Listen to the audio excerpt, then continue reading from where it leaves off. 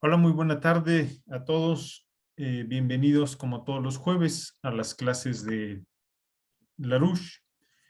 En esta ocasión vamos a presentar el tema de Vernadsky, la economía física de Larouche, y cómo las ideas de de ambos personajes tienen muchos elementos en común.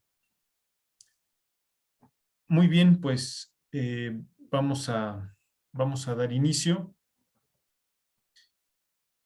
Por favor, la siguiente diapositiva.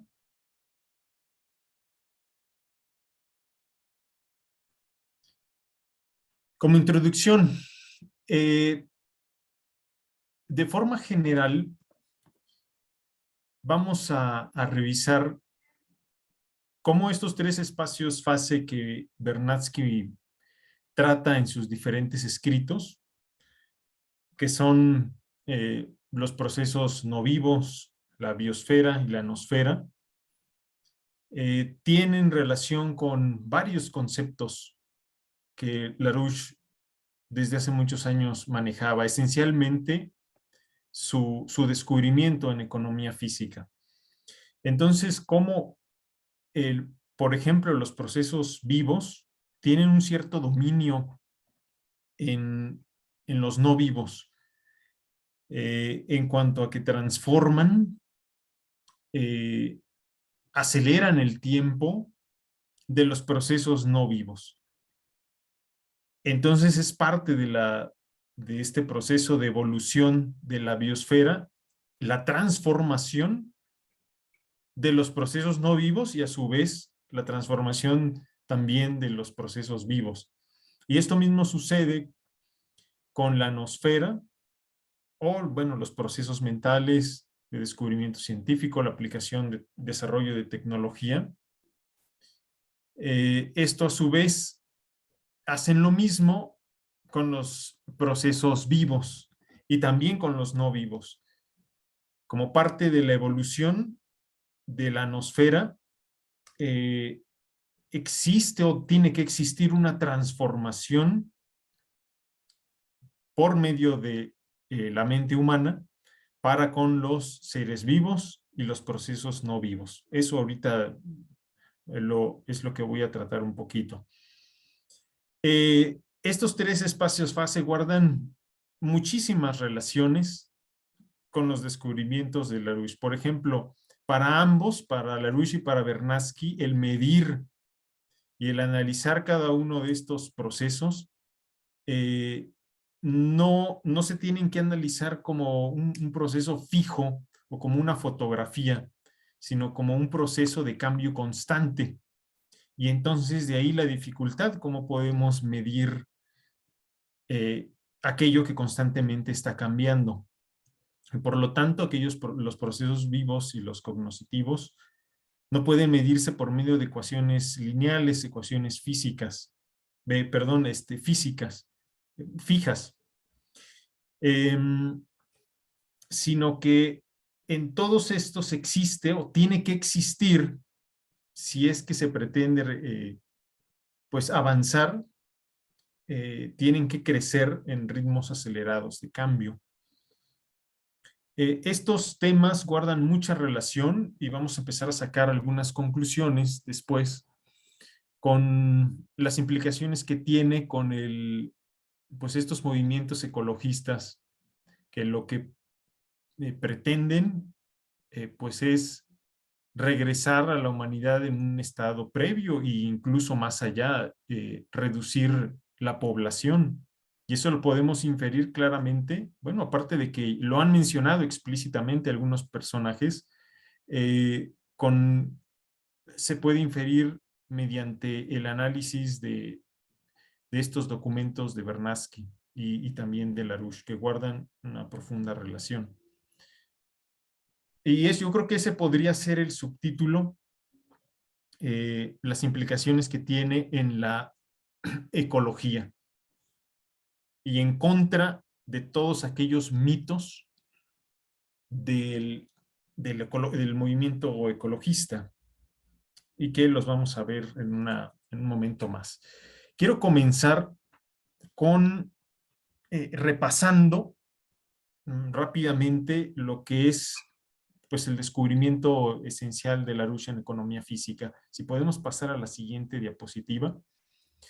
Esto Larouche lo tiene en diferentes escritos y libros, lo que es su descubrimiento en economía física. Hace una clara diferencia entre lo que es la producción física de bienes y lo que es un sistema financiero monetario. Hay una clara separación de esto. Larouche, en lo que se diferencia de los sistemas económicos es la parte de desarrollo físico. Esta economía física, economía de la ciencia física, Larouche lo divide en dos partes, en lo que son las actividades productivas, por ejemplo, la minería, industria, el transporte, la agricultura y toda la producción de bienes físicos, y aquellas actividades no productivas. Larouche hace una diferencia, empieza a dividir las actividades productivas y las no productivas. Las no productivas no quiere decir que no sean importantes para el proceso, todo lo contrario, son fundamentales, pero está haciendo esta división porque se requiere el análisis de la producción de bienes físicos. Por ejemplo, las actividades no productivas como la educación, la salud, la investigación y la cultura, les va a poner cuál es el rol de estas actividades dentro de la economía, que sin ellas no existiera nada más. Entonces, tenemos, o Larouche hace esta diferencia, lo que son las actividades productivas y las no productivas. De ahí, vamos a tomar las actividades productivas y Larouche comienza a hacer otra división más. Por favor, en la siguiente. Ah, no, perdón, es que aquí no veo por las fotos, ya. Las actividades productivas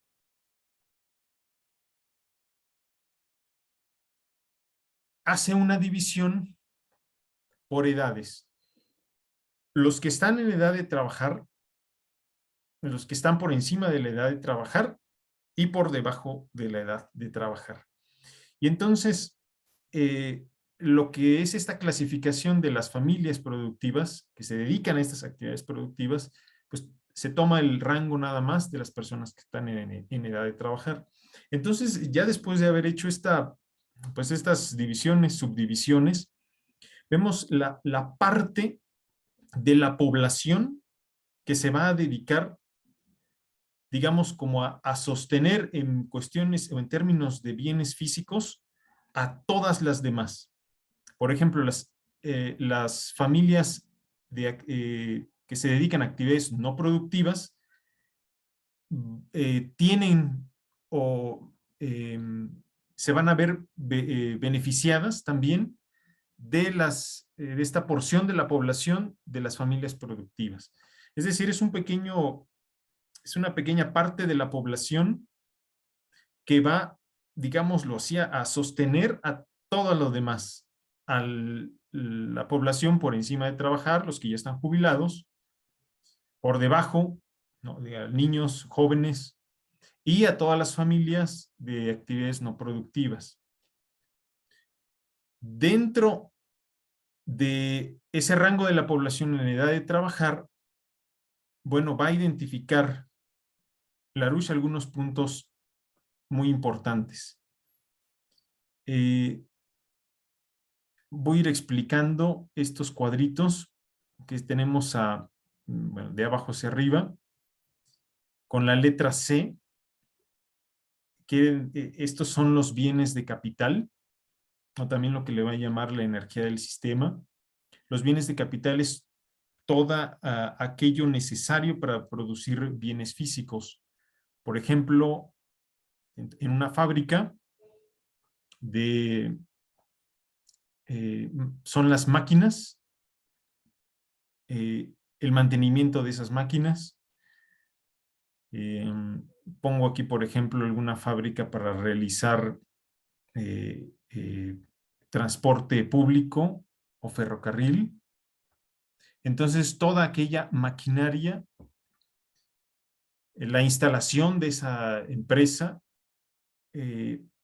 todo el soporte necesario para poder producir los bienes físicos, eso es a lo que se refiere a los bienes de capital. Los bienes físicos es ya la producción bueno, perdón, puede ser también los bienes de capital, la tierra que sirve para cultivar, en fin, todos aquellos medios que nos van a servir para la producción de bienes físicos.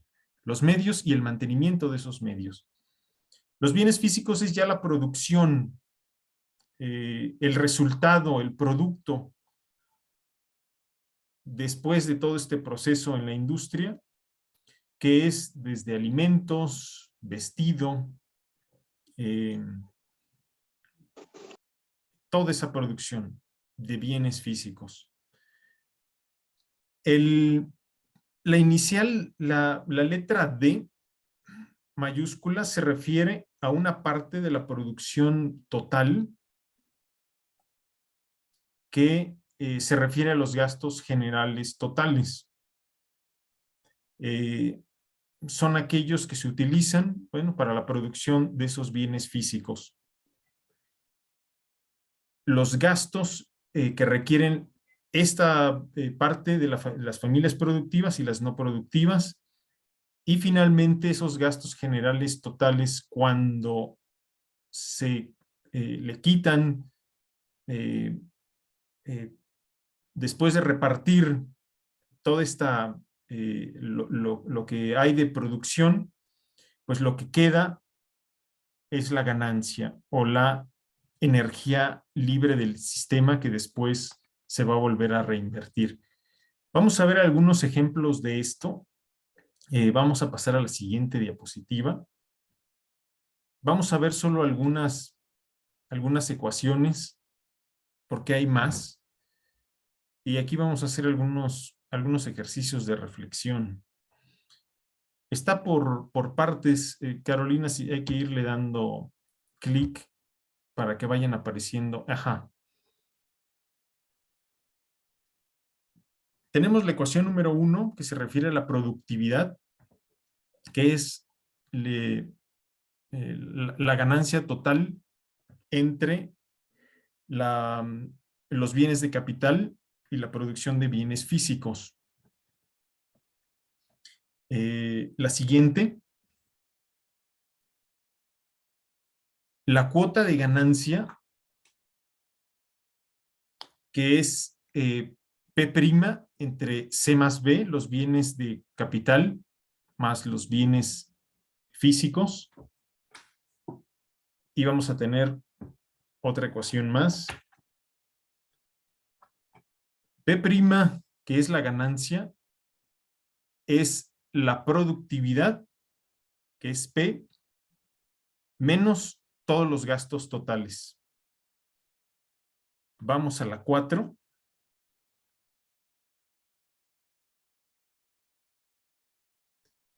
Y P, que es la ganancia total entre la producción total menos la suma de los bienes de capital y los bienes físicos. Otra más, por favor.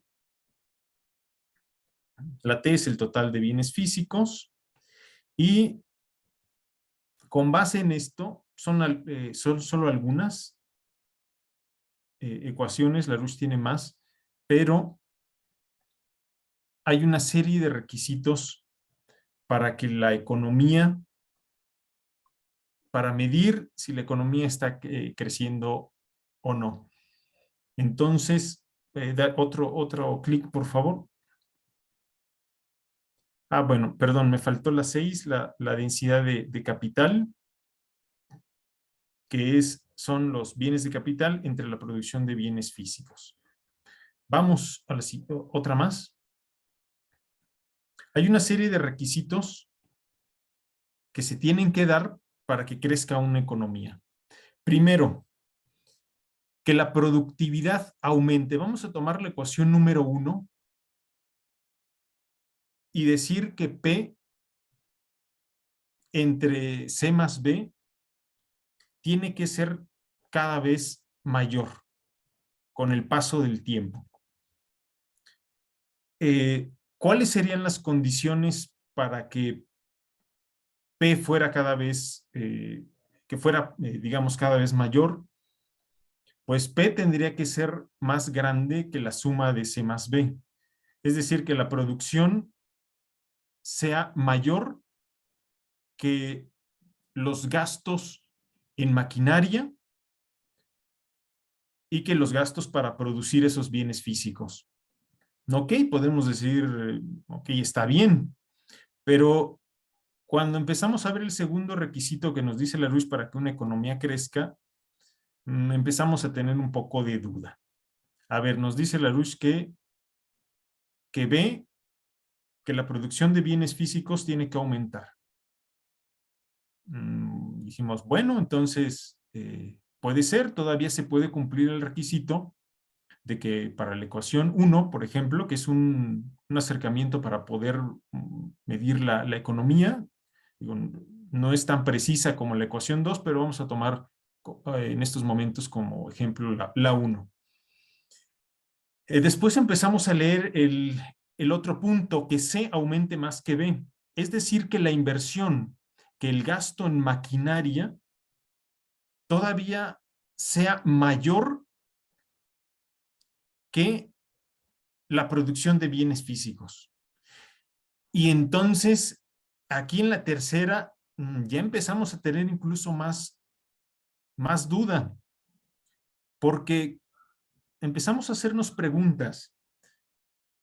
¿Cómo puede aumentar C y cada vez aumenta, V también aumenta, pero obviamente C aumenta más que B? Pues entonces decimos P tiene que aumentar más. Cuando empezamos a darle algunos valores a esta ecuación, nos puede quedar un poco más claro pues, la dificultad de este problema, porque vamos a suponer, y quiero que en su mente vayan haciendo algún ejercicio, de que le van dando algún valor a P, a C y a V, y el resultado posteriormente lo volvemos o lo sustituimos nuevamente P, que es el valor que le habíamos dado antes, más ese resultado que nos salió en la ecuación anterior. Y vamos haciendo esto varias veces y nos vamos a dar cuenta de que en vez de aumentar, disminuye. Entonces, bueno, para cerrar esta idea, bueno, no hemos terminado de analizar, empezamos a ver algunas aparentemente incongruencias en estas ecuaciones y ante los requisitos que nos están solicitando para que una economía aumente.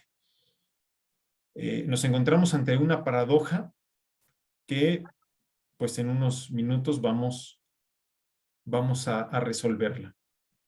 Ok, bueno, pues retomando, estábamos dentro de la ecuación número 1, donde la P es la ganancia total, C, los bienes de capital, maquinaria, y la B, la producción de los bienes físicos.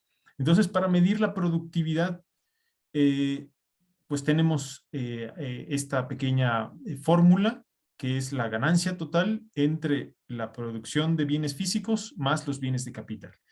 Y tenemos una serie de requisitos que esta ecuación debe de cumplir, pero nos empezamos a topar con algunas paradojas. Si tomamos en cuenta la ecuación 1 y empezamos, y la 2, y empezamos a sustituir con los valores de 3, vamos a tener algo como lo que sigue. Por favor, si le damos un clic. Si empezamos a hacer la sustitución de la ecuación, la 4 en la donde P', perdón, P, vamos a sustituirla por T menos C más B, y a su vez la ecuación que es P menos D, y tenemos algo así, lo cual nos va a poder aclarar un poco más pues lo que implica el cumplir estos requisitos. Es decir, si a nuestra producción total de bienes físicos, que es la T, nosotros le estamos quitando la producción de bienes físicos, los bienes de la inversión de bienes de capital y la ganancia total, nos debe de quedar algo pequeño,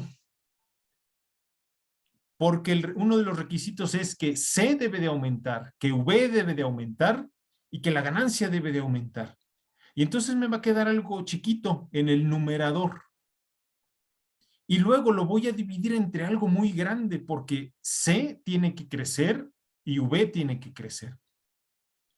Y entonces esto pues brinca inmediatamente a la lógica normal que tenemos y dice uno, esto no puede ser, esto no es congruente. ¿Cuál es la solución a esta paradoja? Esto yo pues los invito a que lo hagan y que lo puedan hacer con números para que comprueben que cuando tenemos un resultado y lo volvemos a sustituir nuevamente en la misma ecuación, pues esto va a ir en decremento. Y entonces, ¿cómo podemos cumplir los requisitos de arriba y que no existan paradojas como esta? Otro clic, por favor. Aquí viene una pregunta fundamental que nos va a llevar a la respuesta. ¿Qué pasa si los bienes de capital que se producen, bueno, antes, que se producen, representan al aplicarse un nivel de tecnología superior que el que se emplea para producirlos? Es decir, esto ya nos mueve a la mente a ver más allá, porque la ecuación solamente está considerando una fotografía de la economía en un instante. Esta pregunta nos lleva a moverse, ok, sí, en un momento dado, esto puede, dado y fijo, pues parecer una paradoja. Pero ¿qué pasa si en los bienes de capital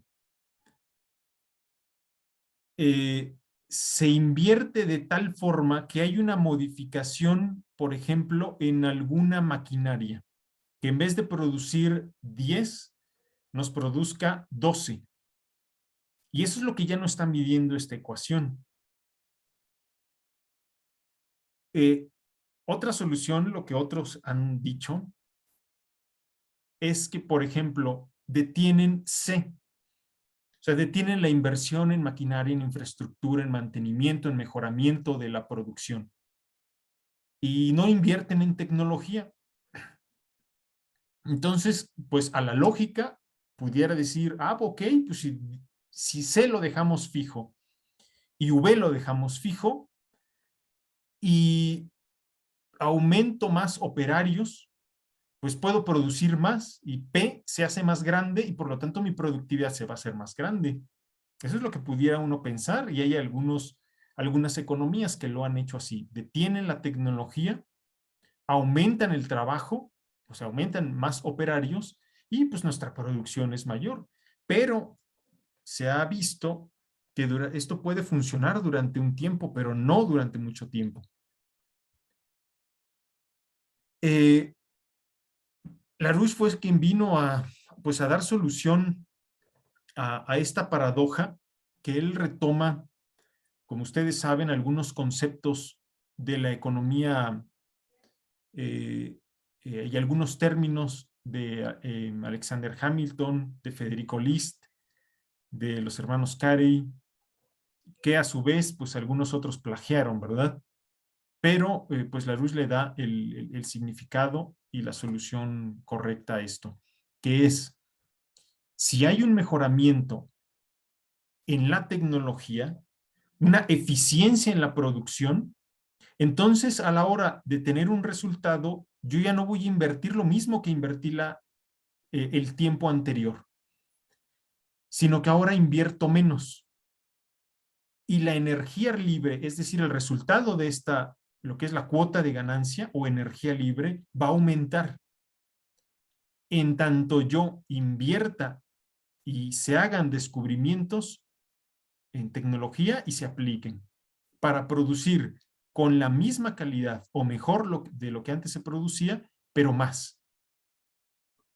Por ahí hay algunos también videos sobre el de Larouche, algunas clases sobre cuando habla de cuando hay un mejoramiento en algún proceso de la producción, en alguna maquinaria. Y entonces, ¿cómo viene a impactar a la producción final? Porque hay un ahorro eh, en cuestión de desgaste y hay una producción mayor con lo mismo que se tenía. Entonces, esta pregunta pues va a dar a la respuesta de qué pasa si aumentamos la tecnología y si invertimos más en ella, en descubrir algún principio aplicable. Y entonces, la siguiente diapositiva, por favor. ¿Dónde yace entonces la importancia de esto, de la economía? Pues la ciencia de la economía, Larouche la define como la ciencia de la tecnología, porque es la esencia, el desarrollo tecnológico, y la ciencia de la tecnología no es otra cosa que la ciencia de la mente humana.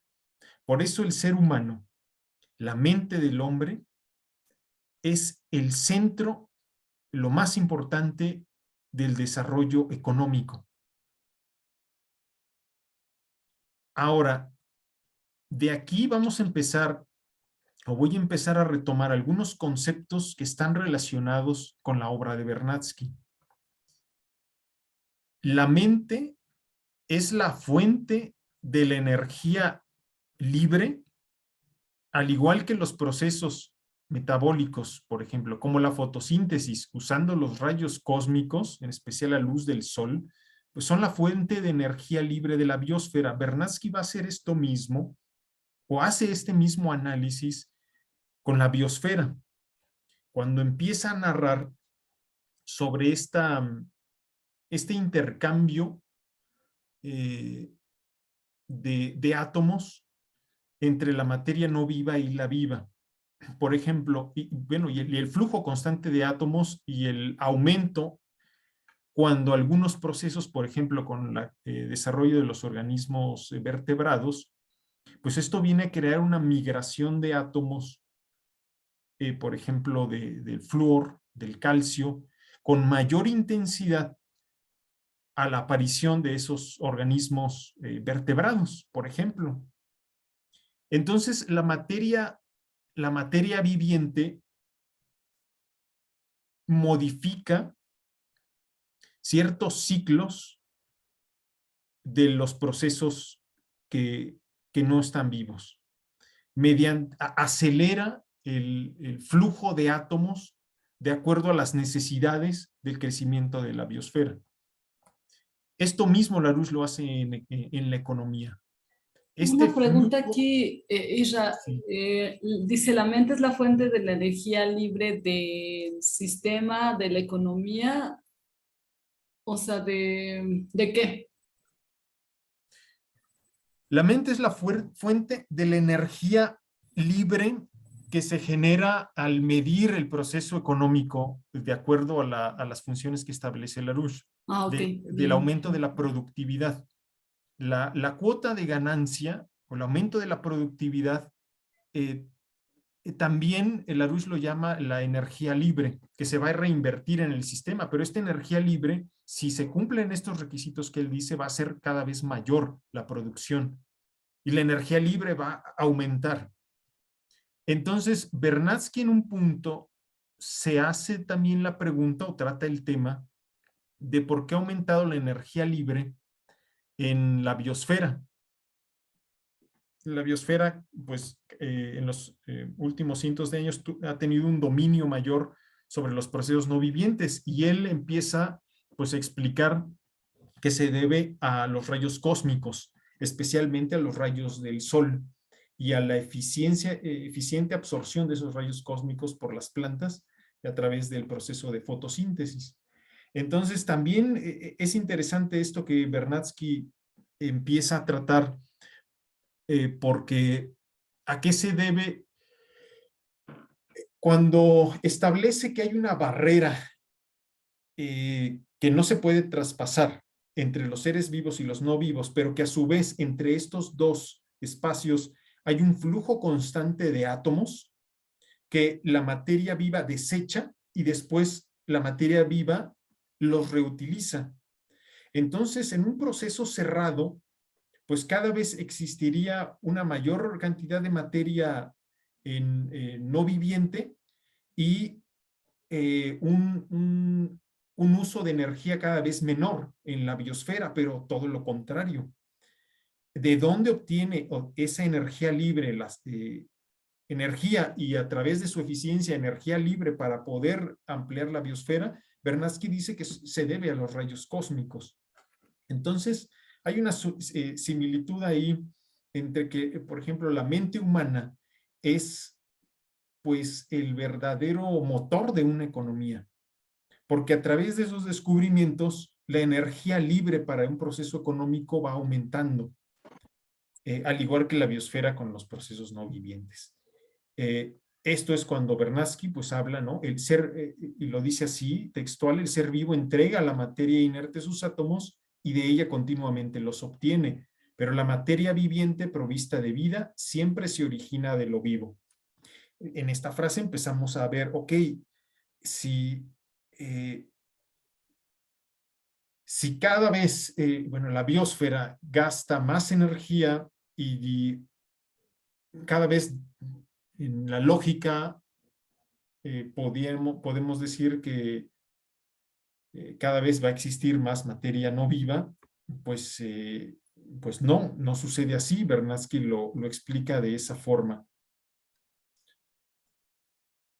Debido a que hay una expansión de la materia viviente sobre la superficie del planeta, es la expresión de su energía, del inevitable movimiento de la ocupación de un nuevo lugar en la biosfera por parte de los organismos creados con la reproducción. Antes que nada es la expresión de la energía autónoma de la vida en la biosfera. Esa energía geoquímica es lo que llama Bernatsky. Esta energía se manifiesta, por ejemplo, en el trabajo que cumple la vida en el transporte de los elementos químicos y en la creación de nuevos cuerpos a partir de ella. No solamente hace una transformación eficiente del material no viviente, de los minerales, sino que crea nuevos elementos químicos.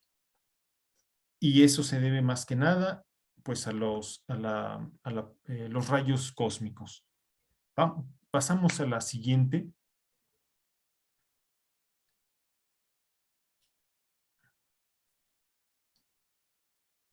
A ver, aquí... Isra, no, es una pregunta. Sí. Entonces, ¿es un factor determinante para Bernatsky, para tener claro también por qué mencionamos tanto los rayos cósmicos, ¿no? Para Bernatsky significan una base fundamental del proceso de la vida y del desarrollo y el aumento de esa energía del sistema, ¿no? Sí, dice que no conocemos en realidad todo eh, conocemos una pequeña parte de rayos cósmicos, no en su totalidad. Los que más tienen impacto en el desarrollo de la biosfera son los rayos solares. Y aún desconocemos todavía pues ese mecanismo eficiente de la fotosíntesis para poder aprovechar y crear pues a través de los rayos cósmicos, agua y algunos minerales, eh, poder crear esa energía libre. Es algo como lo que ocurre en un proceso económico, como lo describe Larouche, pero todavía quedan varias cosas por resolver en el proceso de la fotosíntesis. ¿Cómo hace eficiente una planta pues esos rayos? Quedan varias preguntas todavía ahí por resolver, pero los rayos cósmicos van a ser fundamentales para el proceso de la vida y la expansión. Tal vez en este momento ustedes hayan podido relacionar lo que es C, lo que son los bienes de capital. En realidad, C, en lenguaje de Vernadsky, es la transformación de la biosfera. Cuando se utiliza un recurso en economía y se sustituye por otro, pensemos carbón por petróleo, petróleo por energía nuclear, los recursos son definidos por el ser humano. Es decir, el aumento constante de descubrimientos mediante esta inversión que se puede realizar a los bienes de capital hacia la mejora de la tecnología es equivalente a lo que en la biosfera Vernadsky dice sobre la migración de los átomos. Cuando se crea o se genera un nuevo organismo, mencionaba, por ejemplo, de los vertebrados, empieza toda una, digamos, economía del flúor y del calcio. Una migración de átomos como no se había dado antes de la aparición de los organismos vertebrados. Es decir, los ciclos de estos minerales empiezan a acelerarse y empieza a haber un intercambio mayor. Es un flujo de energía que se requiere para poder realizar esta migración de átomos. Y entonces esa energía puede medirse a través de esa migración de átomos y Vernadsky hasta hace cálculos. Esto que sucede en la biosfera con esta migración de átomos es similar a cuando el ser humano realiza un descubrimiento para poder desarrollar una tecnología más eficiente y que mueve o se dirige hacia un nuevo tipo de recursos. Entonces comienza toda una movilización y un flujo de energía para con esos nuevos materiales. Es muy interesante. C es la producción de los bienes, son los bienes de capital, la inversión en tecnología, y eso, en términos bernadskianos, es la transformación de la biosfera. Es lo mismo que hace la biosfera con los no vivos, ahora la mente humana lo hace con los otros, tanto los vivos como los no vivos. Hay un flujo de recursos ante algún nuevo descubrimiento. Eso es casi igual a los términos que Larouche menciona. Tomar en cuenta, por ejemplo, algunos discursos de algunas organizaciones respecto a la sustentabilidad. ¿Qué significa la sustentabilidad? Simplemente es dejar fijo C. Es decir, creer que los recursos son únicos e insustituibles y que los recursos que tenemos actualmente tenemos que dejar un poquito para las siguientes generaciones y entonces tenemos que cuidarlos, ¿no? No tenemos que acabarnos los recursos que actualmente tenemos para que las posteriores generaciones los puedan utilizar. Esto está dicho sobre la base de que los recursos son fijos.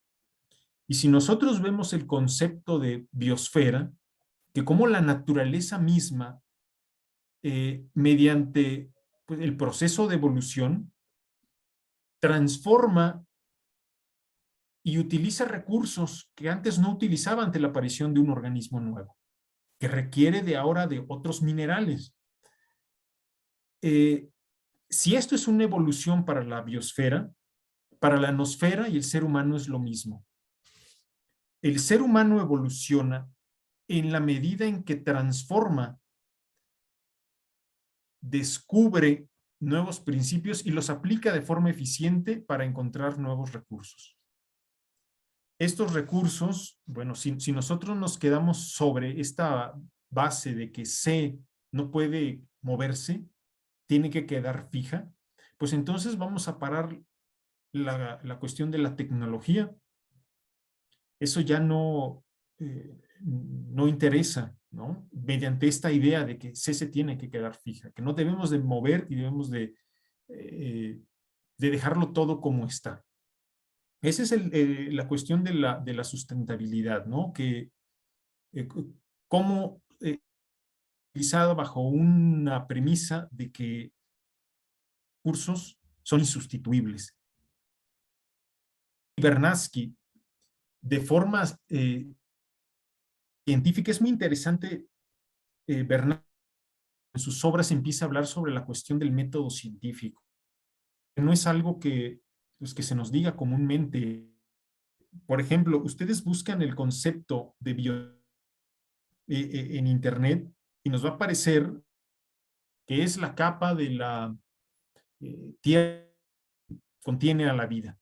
O sea, se está Vernadsky, cuando define la biosfera, dice cuidar en dar una definición de este. Él habla o él define la biosfera un conjunto de transformaciones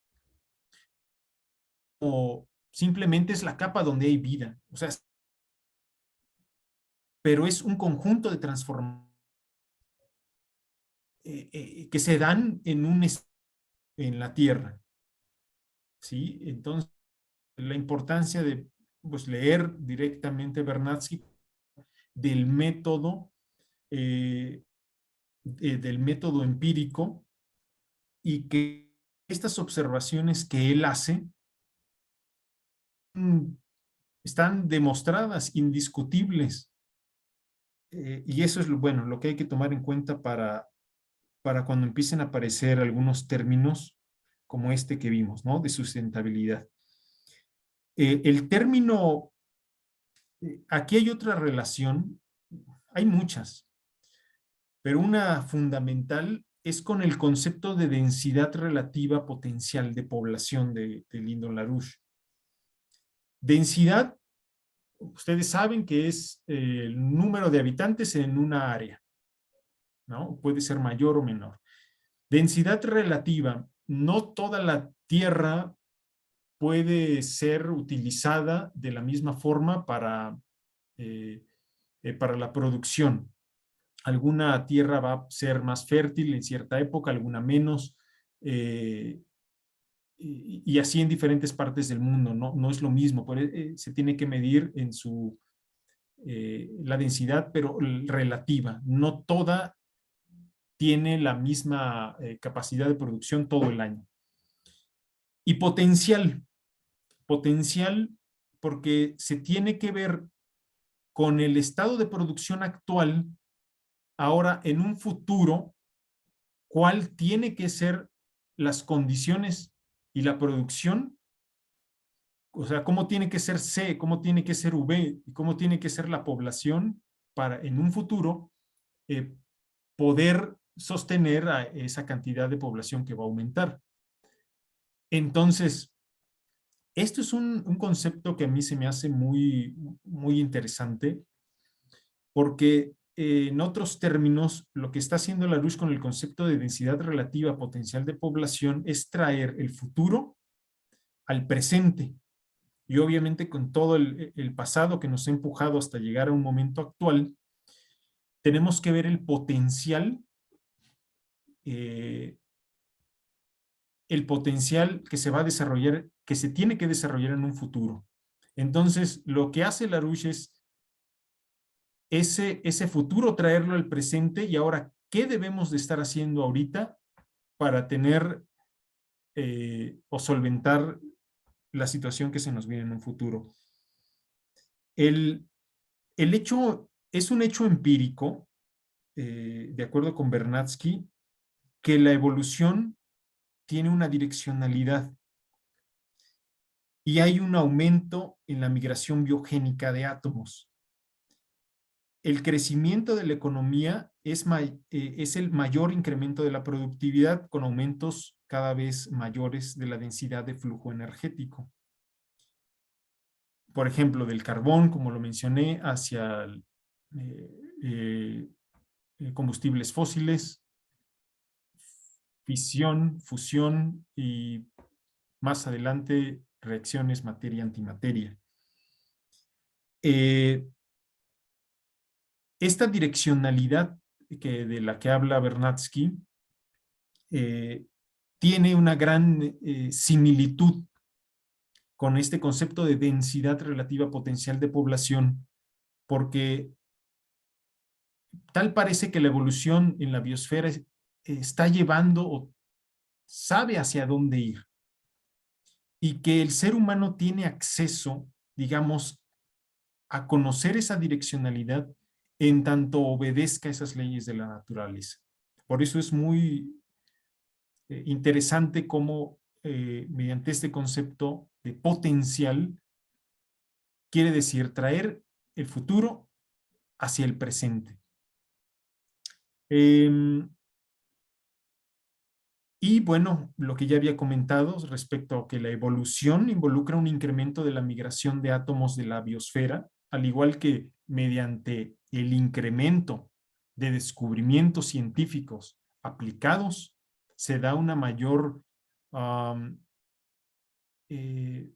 digámoslo en estos términos, migración de elementos dentro de la biosfera, dentro de los procesos no vivos. Vamos a pasar todo a la siguiente. No sé si aquí hay alguna duda o comentario en este punto o podemos seguir avanzando.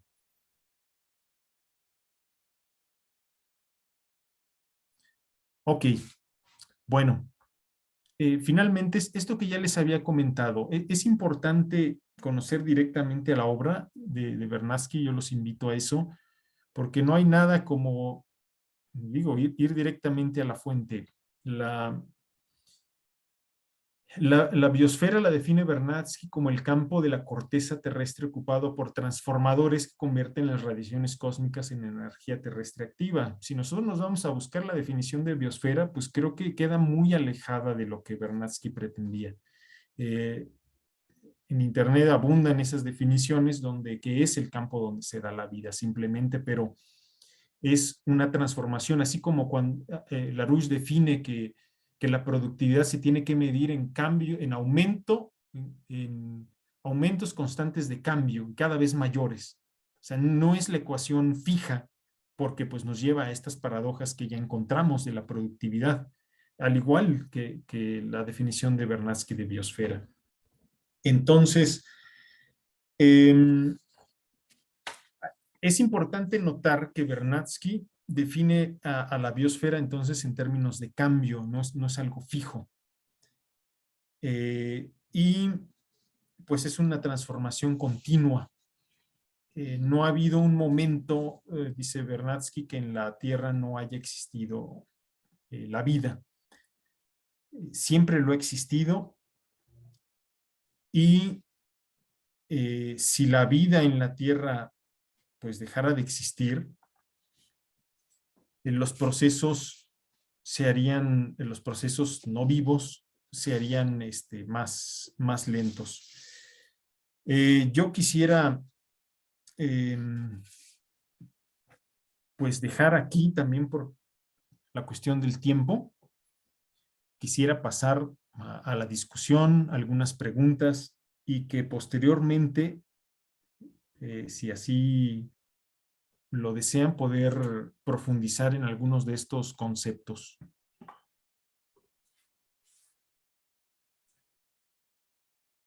Y hay muchos más conceptos que se relacionan entre la obra de Vernadsky y la obra de Larouche.